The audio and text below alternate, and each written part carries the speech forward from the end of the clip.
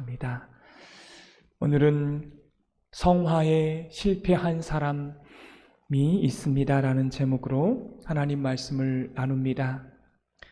새벽 기도회에 나오신 우리 성도님들, 그리고 방송을 듣고 계시는 성도님들, 제가 한번 질문을 드릴게요.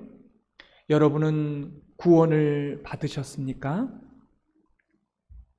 네. 이렇게 질문을 하게 되면 보통은 믿는 사람들은 예 하고 대답을 합니다. 사실 이게 문제가 됩니다. 왜냐하면 구원은 어느 한 시제가 아니기 때문에 그렇습니다. 구원은 과거와 현재와 미래가 합쳐져서 다 구원받았다라고 말할 수 있는 것입니다. 그래서 신학자들이 이런 이야기를 해요. 교인들에게 이 질문을 쉽게 해서는 안 된다는 것입니다. 왜냐하면 이 현재의 성화라는 구원에 실패해서 나중에 가나안 땅에 못 들어가는 사람들은 어떻게 해석할 거냐 하는 것입니다. 구원은 이 세 가지 시제가요, 그래서 다 중요합니다. 첫 번째로 출애굽을 통해서 홍해를 건너는 역사를 첫 번째 과거 시제의 구원이라고 말합니다. 가나안은 천국을 상징하고 요단강은 죽음을 상징하고 광야 40년은 현재의 삶을 상징합니다. 이집트를 떠나서 홍해를 건너는 것은 과거의 구원을 상징하는 단어입니다. 이스라엘 백성들이 과거의 구원을 이루었죠. 홍해를 건넜습니다. 오늘 말씀은 그런 이야기를 하고 있는 겁니다. 홍해를 건너서 이집트를 떠났습니다. 이것은 이스라엘 백성들의 노력으로 건너게 된 것입니까? 아니죠. 전적인 하나님의 선택이며 하나님의 선물로 건너게 된 것입니다. 이스라엘 백성들이 출애굽한 것에 대해서 기여한 것이 하나도 없습니다. 그들이 애굽에서 살아나올 수 있었던 이유가 뭡니까? 하나님이 10가지 재앙을 내렸어요. 또 한 가지 마지막에는 장자의 재앙이었습니다. 어린 양의 피가 문설주에 발라진 집만 죽음의 영이 지나갔습니다. 그 문설주에 발라진 어린 양의 피가 누구를 상징한다고요? 이 땅에 오실 예수 그리스도를 상징합니다. 우리의 구원도 마찬가지입니다. 우리가 구원받음에 있어서 기여한 바가 하나도 없지만 출애굽해서 홍해를 건너는 이러한 일에는 우리가 하나도 기여한 바가 없지만 우리를 건너게 하신 것입니다. 여러분, 광야 생활을 할 때 나 돌아갈래? 나 광야 너무 싫어? 나 돌아갈래? 라고 해도 돌아갈 수 있어요? 없어요? 없습니다. 왜냐하면 내가 홍해를 건너는 것에 대해서 하나도 기여한 바가 없기 때문에 그렇습니다. 내 노력으로 홍해를 건넌 게 아니에요.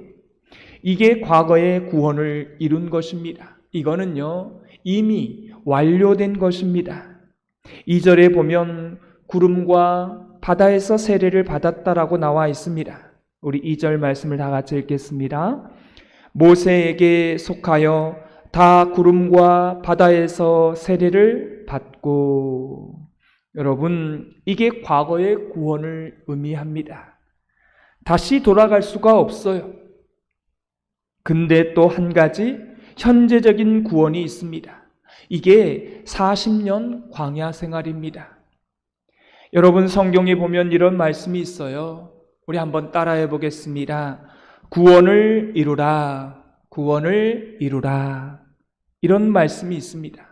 이게요, 현재 진행형입니다. 끝난 게 아니라 구원을 계속해서 이루어가는 것입니다. 이게 광야의 삶에 있어서 성화의 구원이라고 말합니다. 오늘 설교 제목이 성화에 실패한 사람이 있다라고 했습니다.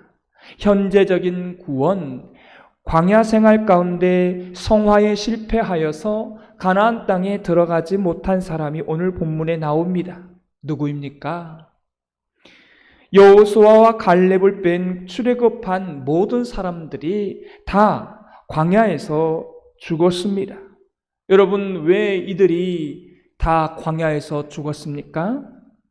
우상 숭배하고 음행에 빠지고 하나님을 시험하고 오늘 성경 마지막에는 불평해서 죽었다라고 나와 있습니다.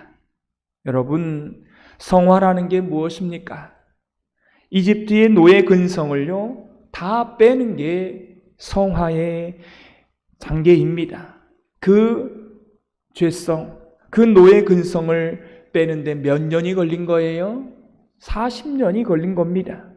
이걸 쉽게 표현하면 저와 여러분이 예수님을 믿기 전에 삶의 습성, 삶의 습관, 삶의 방식을 완전히 빼는데 어때요? 평생이 걸린 것입니다.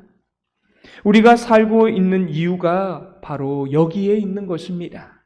가나안에 들어가려면 성화되어져 가는 시간이 필요한 것입니다. 우리는 이미 홍해를 건너서 과거의 구원을 이룬 사람이죠. 맞죠?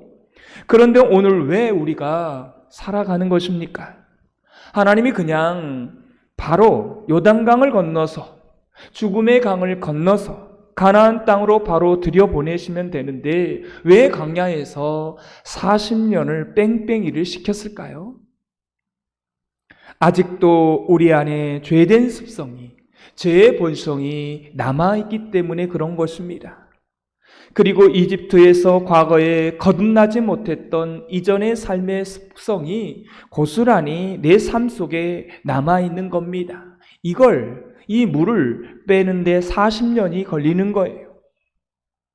오늘 왜 우리가 사시는지 아시겠죠? 왜 우리가 사는 거예요? 40년 동안에 우리의 일평생 동안에 성화되어져 가야 하기 때문에 우리가 사는 것입니다. 건강하게 살려고 돈 잘 벌려고 오늘을 사는 게 아닙니다. 오늘 저와 여러분이 사는 것은 이 사탄의 종이었고 세상의 노예였던 그 모습, 죄의 습성을 하나하나 다 버리는 데 사용하라고 오늘 살아가는 것입니다. 이게 성화의 구원입니다. 출애굽한 사람 중에 가나안 땅에 들어간 사람이 누구입니까? 여호수아와 갈렙만 들어갔습니다. 그러니까 우리의 구원의 신앙의 모델은 누구냐면 이스라엘 백성들이 아니에요. 그들은 다 광야에서 죽었습니다. 현재적인 구원에 실패한 사람들이에요. 우리의 모델은 그래서 여호수아와 갈렙입니다. 그들은 홍해를 건넜어요. 과거의 구원을 이루었습니다.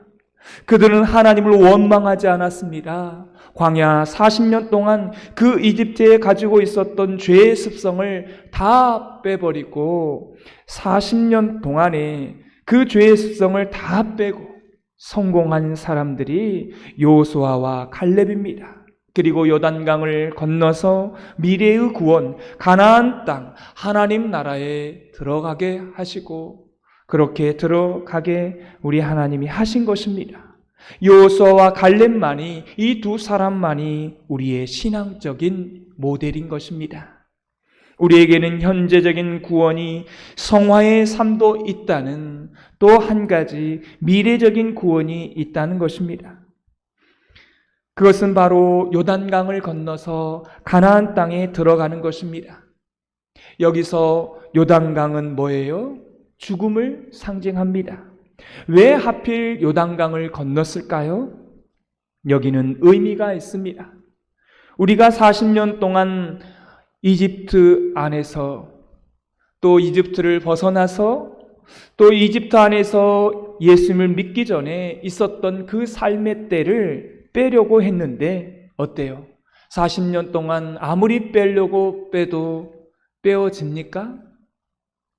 여러분, 우리가 성화되어 가는데 어떻습니까? 70년, 80년을 살아도 뭐예요? 죄를 짓고 또 죄를 지어요. 아무리 빼려고 해도 다 안 빠지는 거예요. 그래서 하나님께서 어떻게 해요? 죽이시는 겁니다. 그래서 우리를 죽이셔요. 우리를 죽이셔서 완전하게 영화롭게 하셔서 가나안 땅 천국으로 들여보내시는 것입니다. 이게 바로 완벽한 구원입니다. 당신은 구원받았느냐라고 말하면 진짜 신학을 배운 사람은 이렇게 말하는 것입니다.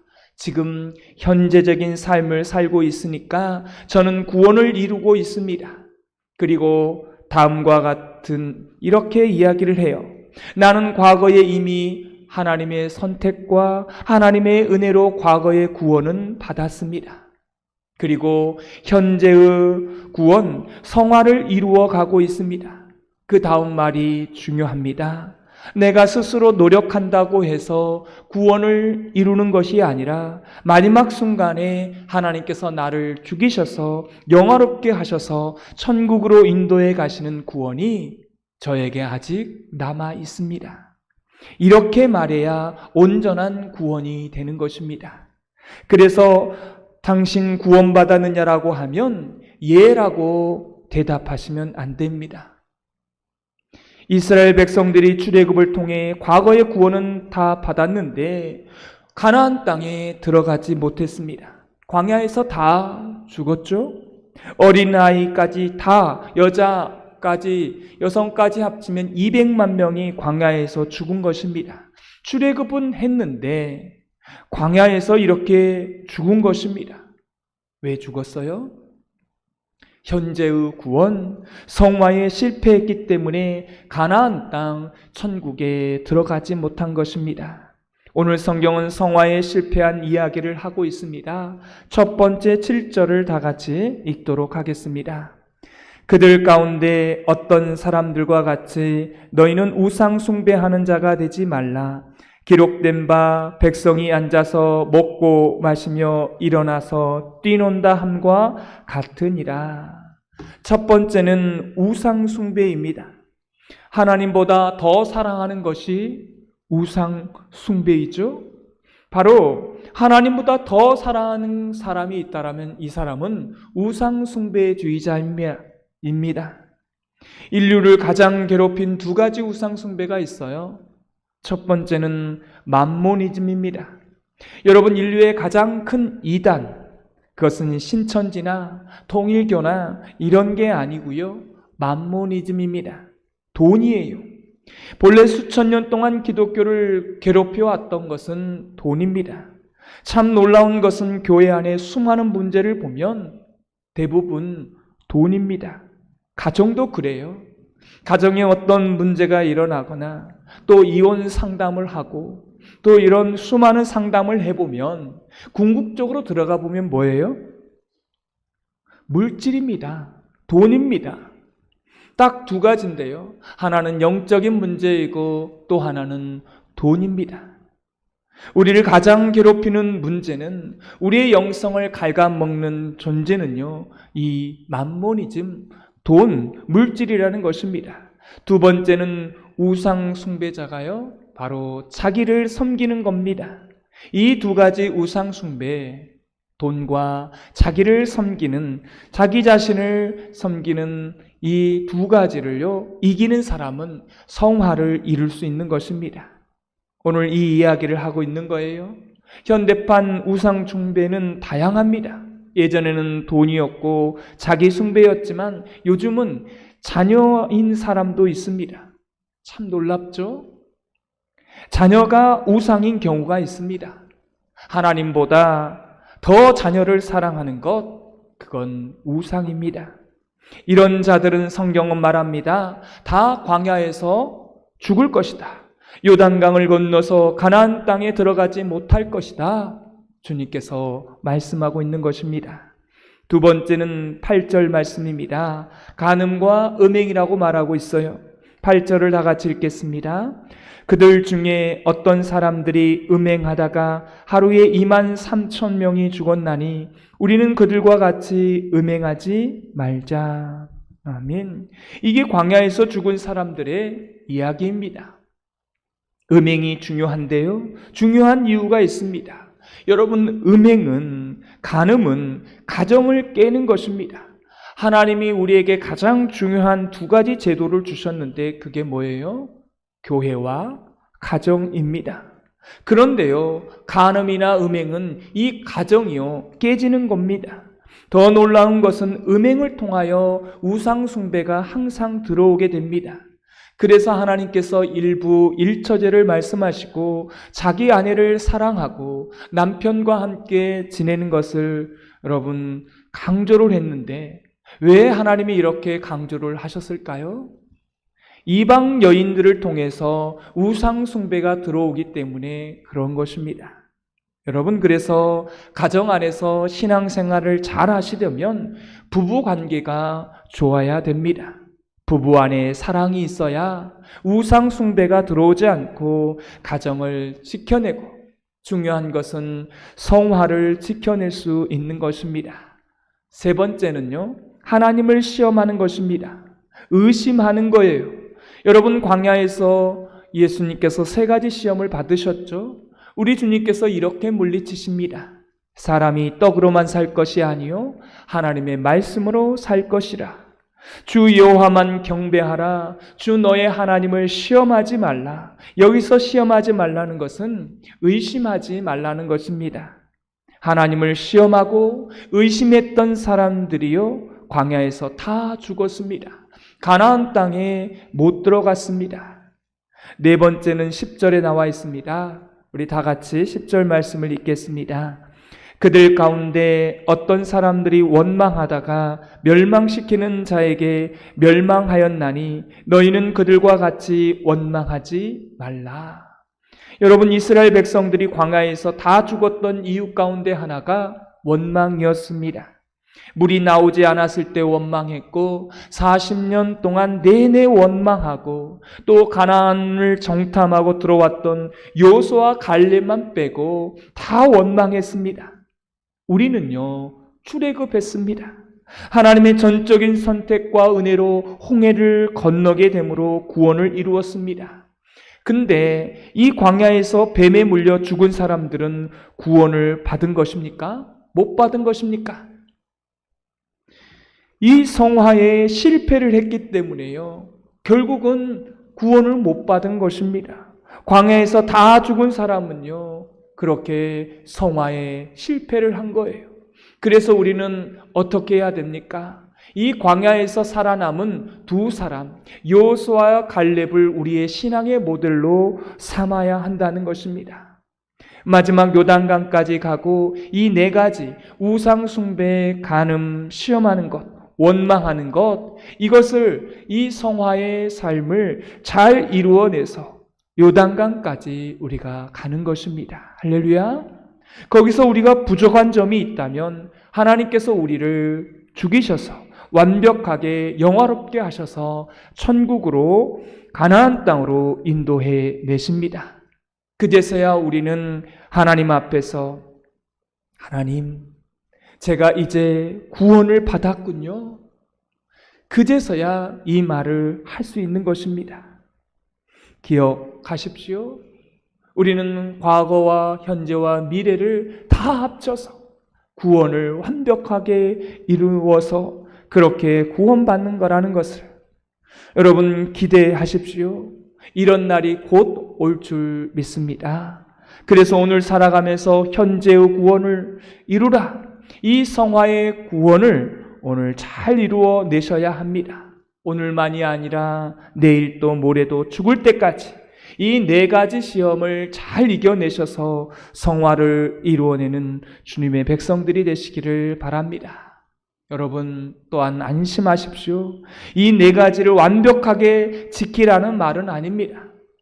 하나님이 마지막 순간에 우리를 죽게 하셔서 천국으로 인도해 가십니다. 그제서야 우리는 또 고백하게 되죠. 이것이 또한 하나님의 은혜입니다. 그 대신 성화는 우리의 책임이에요. 구원을 이루라고 현재 진행력으로 우리에게 맡기신 것입니다. 이 성화의 삶, 이집트의 그 죄의 속성을 다 빼내십시오. 사실은요, 이 빼내는 과정을 통해서 우리는 은혜를 경험합니다. 어떤 은혜입니까? 성막에 계신 하나님의 그 임재가 우리를 도우십니다. 우리가 아무리 빼려고 해도 안 빠지는 것을 보면 우리는 뭘 느끼는 것입니까? 우리는 진짜 죄인 맞구나, 죄인이구나, 이걸 우리가 알게 되는 것이고, 이게 바로 하나님의 은혜인 것입니다. 우리가 이런 과정이 전혀 없는 사람은요, 그냥 광야에서 죽어가는 겁니다. 이 4가지 시험에 걸리고 또 한 가지 바리새인처럼 내가 다 지켰다, 거룩하지도 않으면서 나는 성화를 이루었다, 나는 구원받았다, 예, 나는 구원받았습니다, 이런 사람들은요 결국 다 광야에서 죽었다는 것을 여러분 잊지 마시고 오늘 맡겨진 이 현재적인 구원을 잘 이루어내는 저와 여러분이 되시기를 주님의 이름으로 축원합니다. 오늘 말씀의 느낌과 깨달은 점을 적어보시고 해야 될 것과 하지 말아야 될 것 한 가지씩 적어보시고 이 말씀대로 사는 하루가 되게 해달라고 기도하는 시간 갖겠습니다. 기도하겠습니다. 하나님 아버지, 오늘 말씀을 통해 완전한 구원, 완벽한 구원이 무엇인지 말씀해 주시니 감사합니다. 전적인 하나님의 선택과 은혜로 홍해를 건너게 하셔서 과거의 구원을 이루게 하여 주신 은혜 감사합니다. 현재의 구원은 현재 진행되어 가고 있습니다. 이스라엘 백성들은 홍해를 건너고 광야 40년을 보면서 우상 숭배하고 간음과 시험과 원망으로 성화에 실패하여 가나안 땅 천국에 들어가지 못했습니다. 그러나 거기에 들어간 사람은 여호수아 갈렙만 들어갔습니다. 성화에 성공한 여호수아 갈렙을 우리의 신앙의 모델로 삼고 오늘 하루도 살아가게 하여 주옵소서. 이 성화의 삶을 잘 이루어내서 요단강 앞에서 하나님이 우리를 죽이셔서 우리를 영화롭게 하셔서 천국으로 우리 모두를 인도하여 주옵소서. 예수님의 이름으로 기도드리옵나이다. 아멘.